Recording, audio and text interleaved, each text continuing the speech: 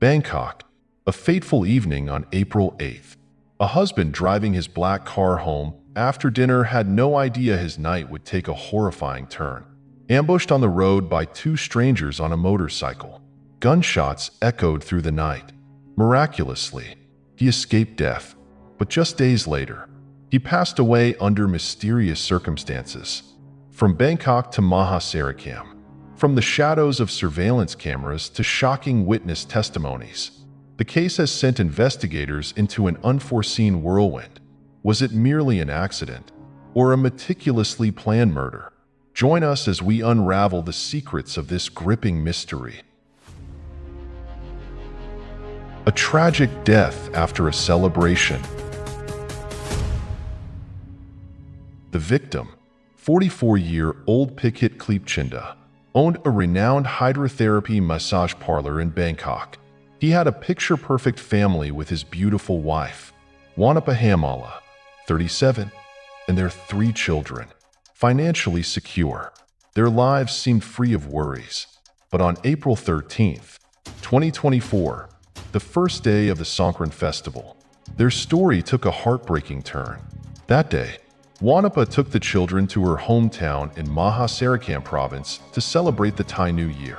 Pichit stayed behind in Bangkok to look after the massage business, missing his family during the festivities. He texted Wannipa, expressing his longing to be with them. Touched by his words, Wannipa booked him a flight and encouraged him to close the shop temporarily to join them. On the evening of April 13th, Pichit arrived in Maha Sarakham. His family welcomed him with a warm celebration. After a few celebratory drinks, he fell asleep in an outdoor pavilion. But in the quiet of the night, something tragic unfolded.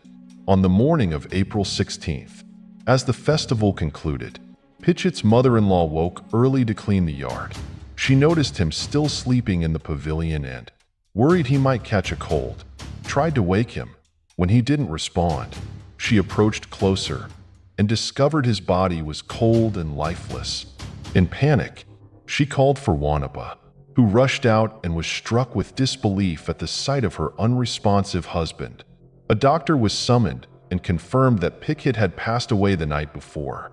His sudden death left family and friends reeling. Pichit had always led a healthy lifestyle, exercised regularly, and seemed in good spirits during the family reunion the night before. How could a seemingly healthy man pass away without any warning signs? Suspicion arose that alcohol might have played a role in his death. Through her grief, Wannipa focused on arranging her husband's funeral. 3 days later, a heartfelt ceremony was held, filled with tears and sorrow. Friends and loved ones offered their condolences, particularly to Wannipa, now left to care for their 3 young children alone. After her husband's burial, Wannipa believed she could slowly rebuild her life. However, the events that followed thrust her into the public spotlight, unraveling a series of unexpected tragedies. The investigation sparked by the victim's sister. Pichit had a younger sister named Nathafat, aged 42. Over a month after the incident, in mid-May, she held a press conference that turned the narrative on its head. Nathafat boldly claimed that her brother's death was no accident, it was murder. At the press conference, Nathafat implied that her sister-in-law, Wannipa, was involved in her brother's death. She revealed a startling fact. Pichit had purchased a life insurance policy worth 16 million baht, with Wannipa as the sole beneficiary. Following her statement, Nathafat requested the insurance company to withhold payment until the police could thoroughly investigate the case. The company supported her request. The press conference sent shockwaves through social media, where the story quickly went viral. Speculation and conspiracy theories erupted, with some accusing Wannipa of orchestrating her husband's death to claim the insurance money.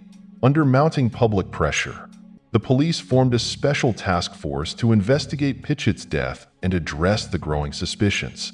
Born in 1980 in Bangkok, Pichit was 44 years old at the time of his death. As the eldest child, he had one younger sister, Nathafat, He successfully ran a thriving Thai hydrotherapy massage parlor in Bangkok. Despite his busy career, Pichit maintained an active lifestyle, frequently exercising and appearing youthful and energetic even in his 40s. He enjoyed socializing and often visited bars with friends to unwind. When questioned by police, Nathafat recounted her initial belief that her brother's death was a tragic accident.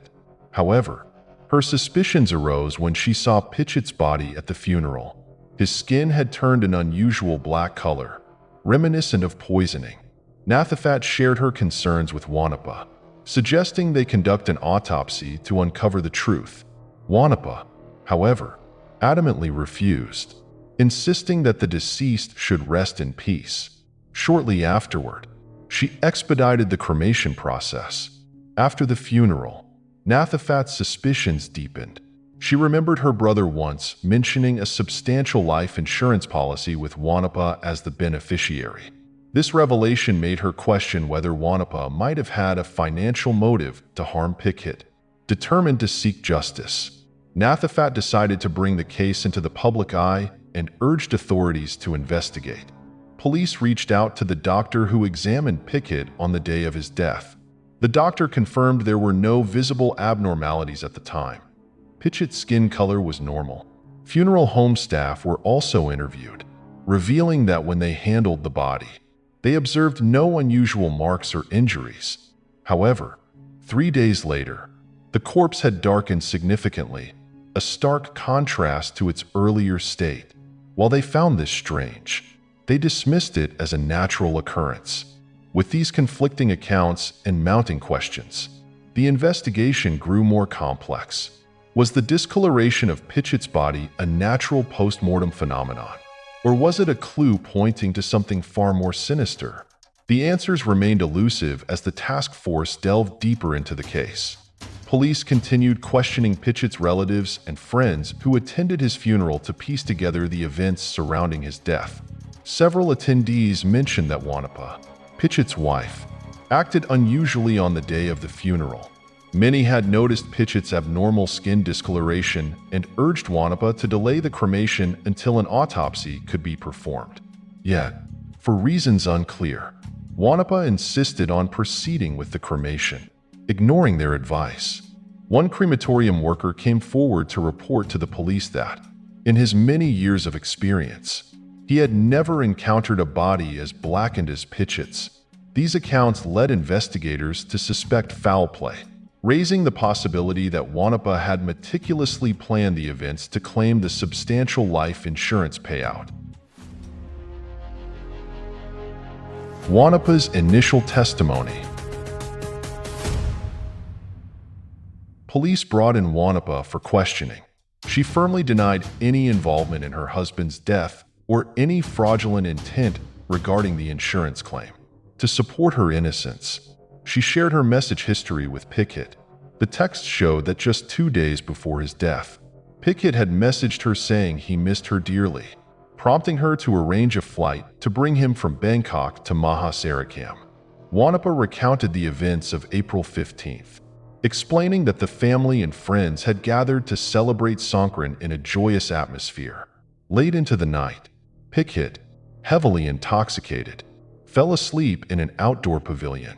Wannipa said she tried to wake him and persuade him to sleep indoors to avoid the chill, but he insisted on staying outside. Reluctantly, she brought him a pillow and blanket, sat by his side until he fell into a deep sleep, and then went back inside the house. The next morning, she discovered he had passed away.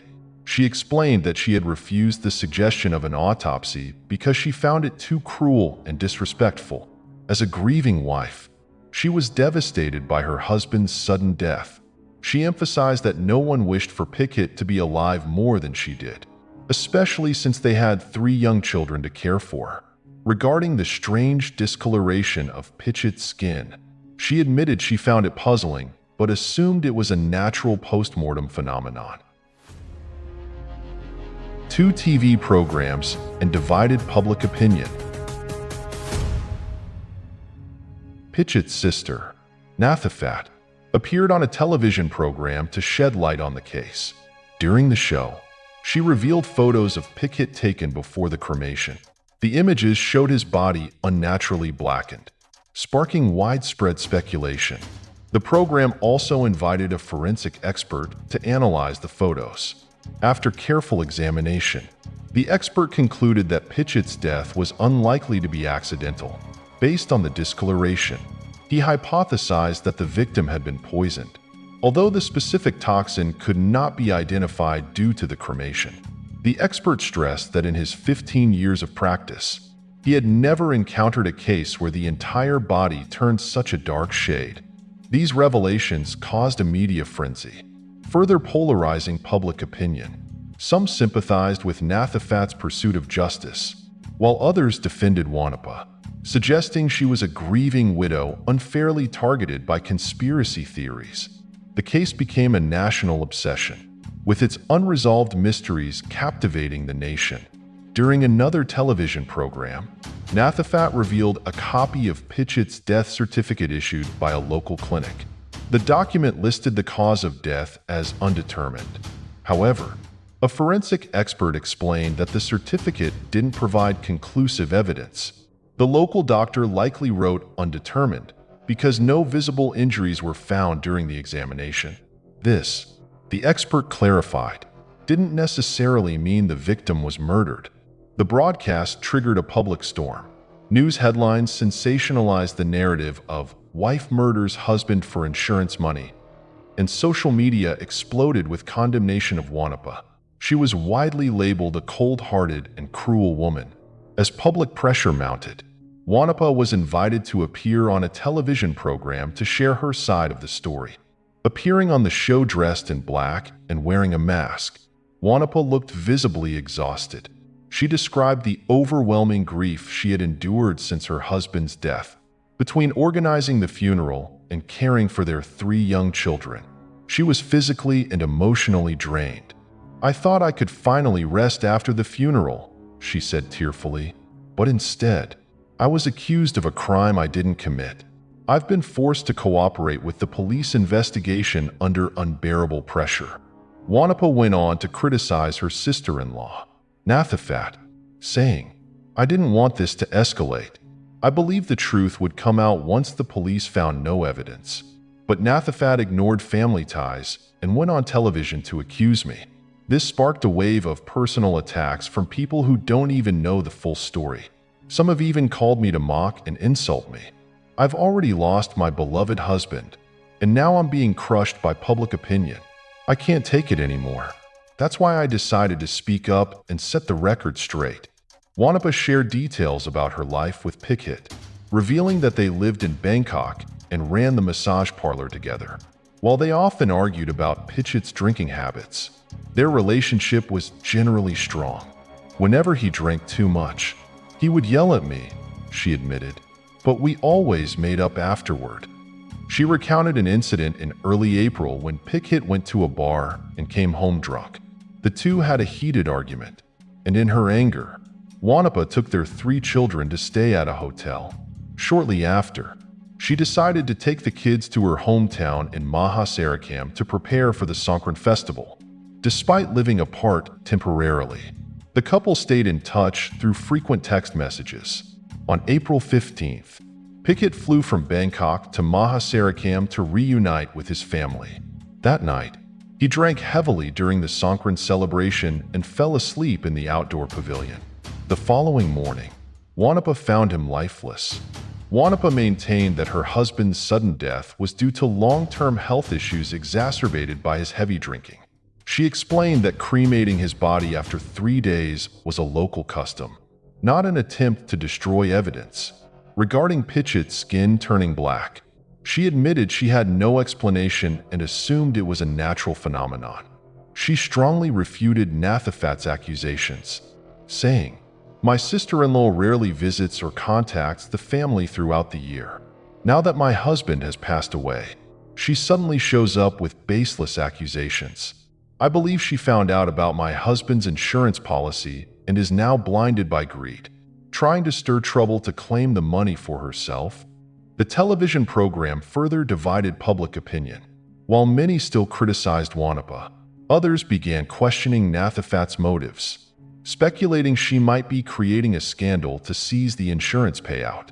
During the show, Wannipa revealed chat records between Nathafat and their parents, showing that the sister-in-law frequently asked for money under various pretexts. Nearly every month, she would find ways to secretly request funds from their elderly parents. Wannipa argued that Nathafat's greed-driven behavior was well known within the family, and it wasn't surprising that she might fabricate allegations for financial gain. These revelations struck a chord with viewers, and public sentiment quickly shifted. Many began accusing Nathafat of being the true opportunist, willing to falsely implicate others to obtain the insurance money. A shocking call from a friend. Just as the live broadcast was nearing its conclusion, the program received an unexpected call from a man identifying himself as Mui, a devout Buddhist and a close friend of Pichit.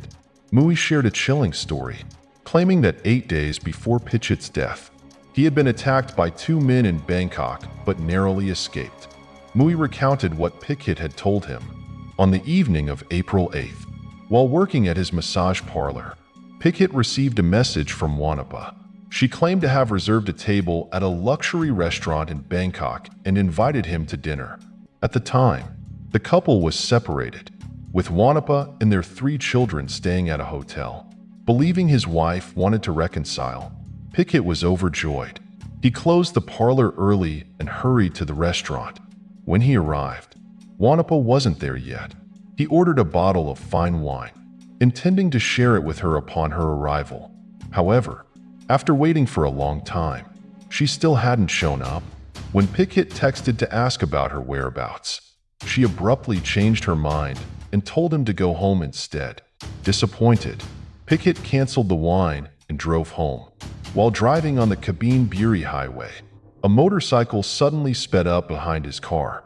2 men were on the bike, and the passenger pulled out a gun, firing 4 shots at Pichit's vehicle. Fortunately, Pichit survived the April 8th attack unharmed as his car windows were tightly shut. However, the incident left him deeply shaken. He became paranoid, fearing that he might be under surveillance by a gang or that he had unknowingly angered someone. When Mui learned about the attack, she immediately suspected that Wannipa might be involved. But Pichit dismissed the idea, adamant that his wife would never do something so outrageous. After the attack, Pichit's demeanor changed significantly. He grew withdrawn, often sitting alone in a daze, far from his usual energetic self. On one visit, Mui found him laughing to himself, muttering incoherently, and then breaking into tears, a deeply unsettling sight. Believing that he might be possessed by an evil spirit, Mui took him to a temple to seek a cleansing ritual, but it seemed to have no effect. His mental state remained chaotic. Mui attributed Pichit's deteriorating condition to the trauma of the attack, suspecting that he had suffered a psychological breakdown. However, Pichit refused to report the incident to the police, as he wasn't physically harmed and wanted to avoid any trouble. When Mui asked if Pichit could identify his attackers, he hesitated before mentioning that the gunman bore a striking resemblance to one of his wife's friends. This detail heightened Mui's suspicions, fueling her belief that a dark secret lurked behind the attack. When Mui shared this revelation during the live television broadcast, the audience was stunned. Speculation quickly arose that the attacker might have connections to Wannipa. All eyes turned to her, and her visibly tense demeanor did not go unnoticed. Mui went on to say that while Pichit didn't know the shooter personally, she had learned his identity, a man named Natapal Siranorang. Just as Mui was about to reveal more, the host interrupted, urging her not to disclose sensitive details that could compromise the police investigation. A failed murder attempt and superstitious theories. Following the broadcast, police approached Mui for additional information. She revealed the name Natapal Siranorang but admitted she had never met him and couldn't confirm if the attack was connected to Pichit's death. Mui also mentioned another unsettling detail. Pichit had developed a fascination with a bar worker named Sacheda. According to Mui, he frequently visited the bar to see her, and she suspected that Sacheda might have used a love charm on him, causing his erratic behavior.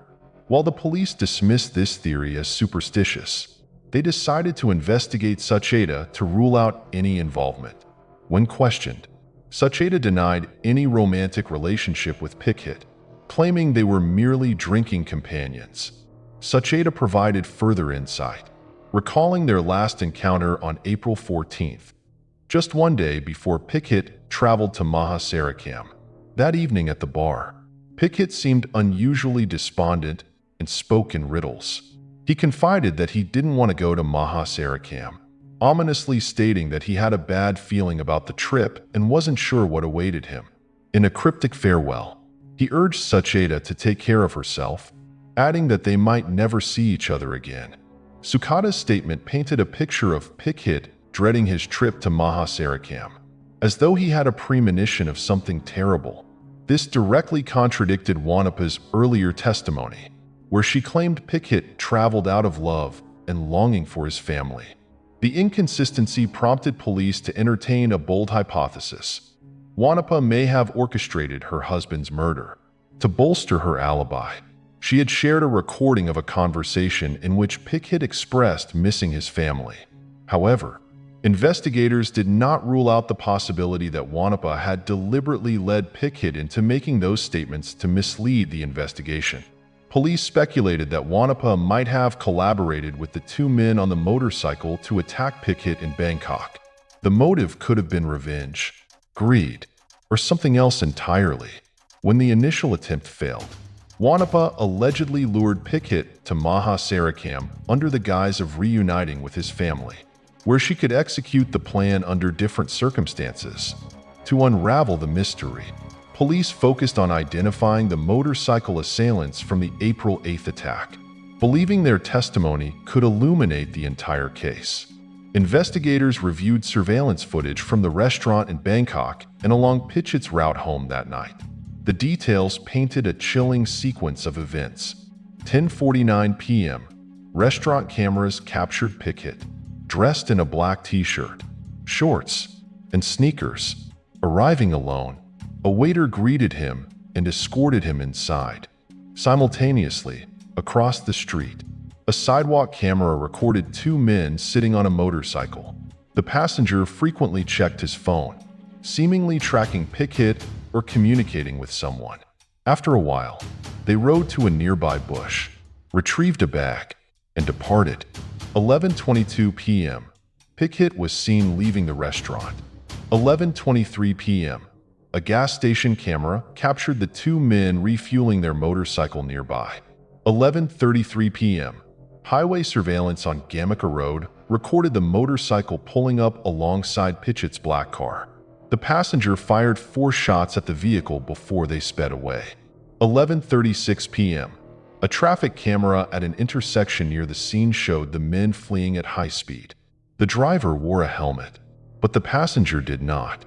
The new footage intensified public intrigue, fueling heated debates over Wannipa's potential involvement. Investigators now believe that uncovering the identities of the motorcycle attackers was crucial to solving the case. As the investigation deepened, the mounting evidence pointed toward a meticulously planned crime.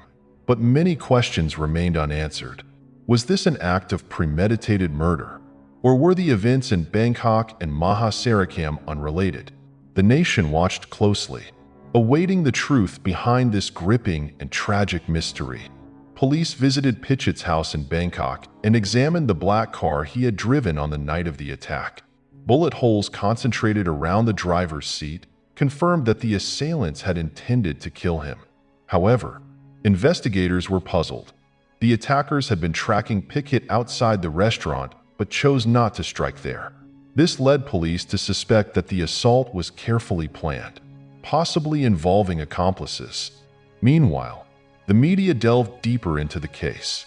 Reports emerged about Pichit's frequent use of muscle-enhancing injections and hormones to maintain his physique.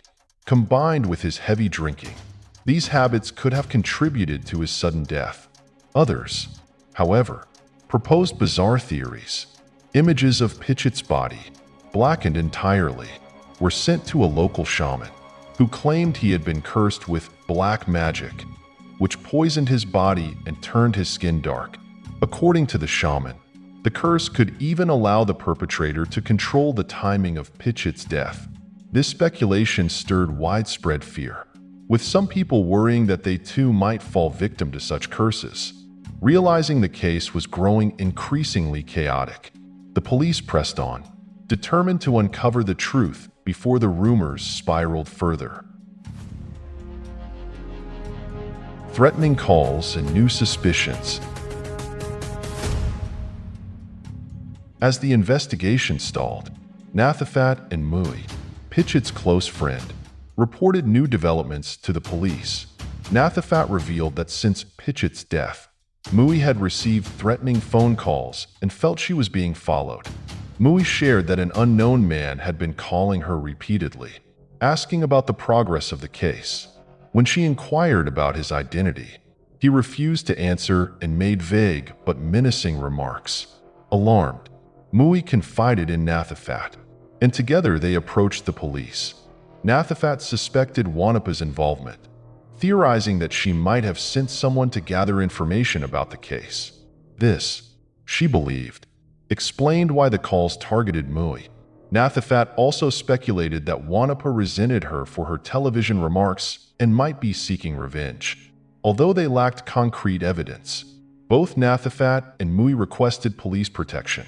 Fearing for their safety, the police agreed to their request. The silent investigation. The culprit revealed.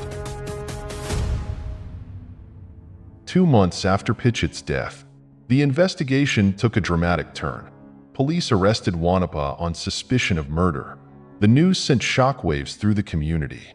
Wannipa, born in 1987 in Maha Sarakham, had long been admired for her resilience and dedication to her family. Orphaned as a child, she was raised by her single mother. As an adult, Wannipa moved to Bangkok to build a life for herself, eventually meeting and marrying Pichit. The couple had 3 children and worked hard to build a prosperous life, co-managing their massage business. Their success enabled them to afford a comfortable home, a car, and a seemingly happy existence. The arrest raised numerous questions. How could a woman who appeared to have it all, success, family, and stability, be implicated in such a gruesome crime? Investigators revealed that new evidence had surfaced, including phone records and surveillance footage, linking Wannipa to the alleged plot. As details of the case unfolded, public opinion swung between disbelief and condemnation. Was Wannipa the mastermind behind a cold-blooded murder, or had she been falsely accused in a web of family feuds and misunderstandings? The stage was set for a high-stakes trial that promised to reveal the dark truths behind Pichit's death.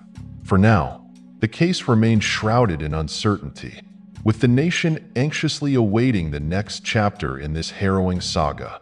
The arrest of Wannipa shocked many, as she vehemently denied the accusations, claiming she was wrongfully detained.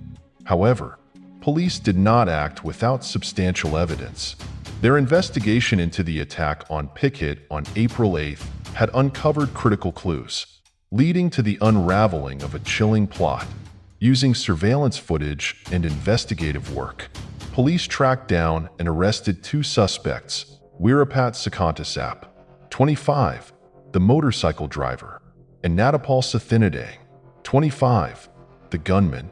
Weerapat confessed that on April 8th, he received a call from a man named Sarat, who offered him 4,800 baht to follow someone. He was informed that he would be working with Natapal to complete the task. Initially, Weerapat believed it was a simple surveillance job and agreed. That evening, he picked up Natapal on his motorcycle, and the pair waited outside the designated restaurant for their target. As they waited, Natapal retrieved a gun from a nearby bush. At this point, Weerapat realized the task was far from ordinary. Fearful and hesitant to proceed, he attempted to back out. but Natapal threatened him, forcing him to comply. Based on Wirapat's testimony, police apprehended Sarat, the intermediary who organized the hit. Sarat admitted to arranging the attack, but claimed he was merely following instructions from Wannipa. He revealed that Wannipa had contacted him multiple times, offering a total of 300,000 baht, around $8,000, to orchestrate her husband's murder. The amount was too tempting to resist. Sarat confessed. After receiving the money, Sarat hired Wirapat and Natapal to carry out the plan. Wirapat was paid 4,800 baht, Natapal 45,000 baht, and Sarat kept the rest. Despite Wannipa's continued denials, police uncovered damning evidence linking her to the crime. Her phone records revealed frequent communication with Sarat, including messages and calls. Additionally, bank transfer records corroborated Sarat's claims, showing payments from Wannipa that matched the amounts he described. Faced with overwhelming evidence, Wannipa eventually confessed. Wannipa revealed that her relationship with Pichit had been deteriorating for years. As the family became wealthier, Pichit grew unfaithful, frequently visiting bars and engaging with other women. Although he often promised to change when confronted, his broken promises left Wannipa disillusioned and resentful. Pichit's drinking habits exacerbated the situation. His temper would flare when he was intoxicated, and he frequently took out his frustrations on Wannipa. Over time, her bitterness and anger festered, culminating in her desire to remove him from her life entirely. A month before the incident, Wannipa discovered Pichit had been secretly seeing another woman. This led to a massive argument, after which Wannipa took their 3 children and left the house. It was during this period that she began planning her husband's murder. In late March, Wannipa connected with Natapal, the gunman, through social media. On April 1st, she met him in Bangkok to discuss the details of her plan.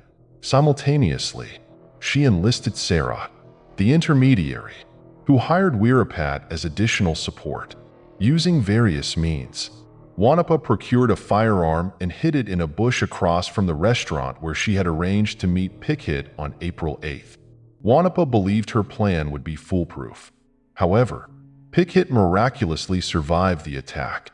Afraid that he might suspect her, Wannipa quickly took her 3 children to her hometown to avoid facing him. To her surprise, Pichit neither reported the incident to the police nor confronted her. Instead, he expressed a desire to reunite and celebrate the Songkran festival with his family. Under police interrogation, Wannipa admitted that she had felt remorse after the failed attempt on her husband's life. "I was lucky the bullet didn't hit its mark. Otherwise, I'd be haunted by guilt for the rest of my life," she said. However, the police were skeptical of her supposed regret.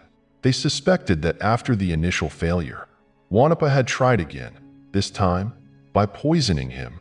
When pressed about this possibility, Wannipa refused to answer, admitting only to hiring hitmen to kill her husband. During the investigation, Nathafat handed over her brother's ashes to the police, hoping forensic experts could uncover new clues. Around the same time, a resident of Maha Sarakham came forward with a significant lead. The individual suggested that Pichit might have been poisoned with a toxic plant known as Dithuaka, or fish poison vine. This plant has leaves resembling fish and roots with a pungent, fishy odor. When crushed and soaked in water, its toxins spread, paralyzing fish and causing them to float to the surface. Although this method of fishing has long been abandoned, the plant still exists in remote areas. If ingested, its toxins can cause fatal poisoning, and over time, the victim's body may turn black. To confirm whether Pichit was poisoned with this plant, forensic analysis was required, but results were still pending. Meanwhile, Natapal, the gunman, remained on the run, complicating the investigation further. Without additional evidence to prove Wannipa's involvement in poisoning her husband, the case stalled. Unanswered mysteries and ongoing investigation. The case left many unanswered questions. Did Wannipa truly regret her initial attempt? Or did she pivot to a more covert method of murder? Was Pichit's death a tragic accident, or the result of a carefully executed poisoning? Where was Natapal? And could his testimony provide a breakthrough in the case? While the police worked tirelessly to piece together the truth, the story remained shrouded in uncertainty. This case continues to captivate and divide public opinion. As investigators dig deeper, the nation waits anxiously for resolution. If you have any information or theories regarding this case, feel free to share them in the comments below. Thank you for watching, and we'll see you next time with more gripping cases.